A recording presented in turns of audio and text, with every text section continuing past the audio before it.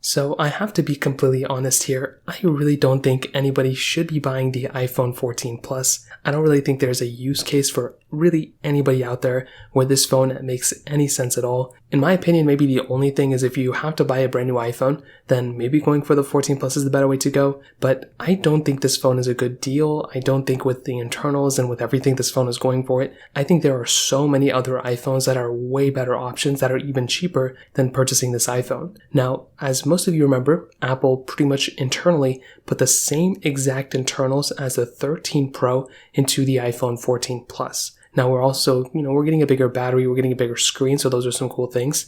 But for $899, I don't think this phone is a good deal at all. If this phone was like $749 or maybe $699, that'd be a way better deal. But the fact that this thing is the cost that it is makes absolutely no sense, considering the fact that last year's models are much cheaper now and they are such a better phone than the iPhone 14 Plus. And this specific phone is the iPhone 13 Pro Max. Instead of purchasing an iPhone 14 Plus, I would highly recommend just buying an iPhone 13 Pro Max, whether in the used market, certified or refurbished market, maybe if there's still some in the brand new market. That is a way better option than buying an iPhone 13 Pro Max. Now for one, the 13 Pro Max and the 14 Plus share a lot of similarities. I mean, there's the internals, the same A15 Bionic chip, the same 6GB of RAM, and the same 6.7-inch display. However, the 13 Pro Max has a much better display. Although I don't think it gets as bright as the 14 Pluses, it is still a ProMotion display, and I do believe that display itself is much better looking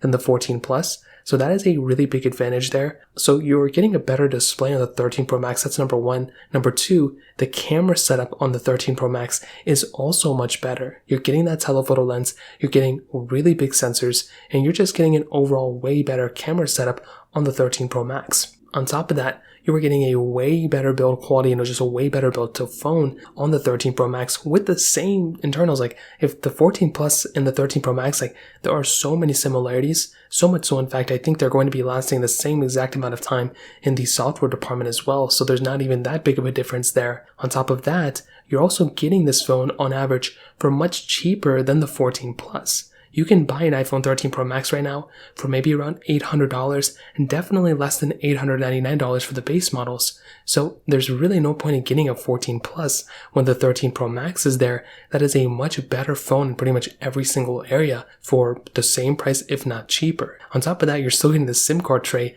on the 13 Pro Max as well. Now the 14 Plus does have some cool features here and there, but if I had to choose between two, I would rather have a 13 Pro Max, and I really don't think anybody should be buying the 14 Plus considering the 13 Pro Max is that much better of a phone. And, if you're already going for the 14 Plus, you might as well go for the 14 Pro Max. That is an exponentially better phone than the 14 Plus. So that's kind of how I feel about this specific device. If you have any other thoughts or questions, let me know in the comment section below. Hit the like button, that helps me so much, but definitely hit that subscribe button. More importantly than everything else, I love every single one of you guys. Hopefully I'll catch you guys in the next video. Peace out till then.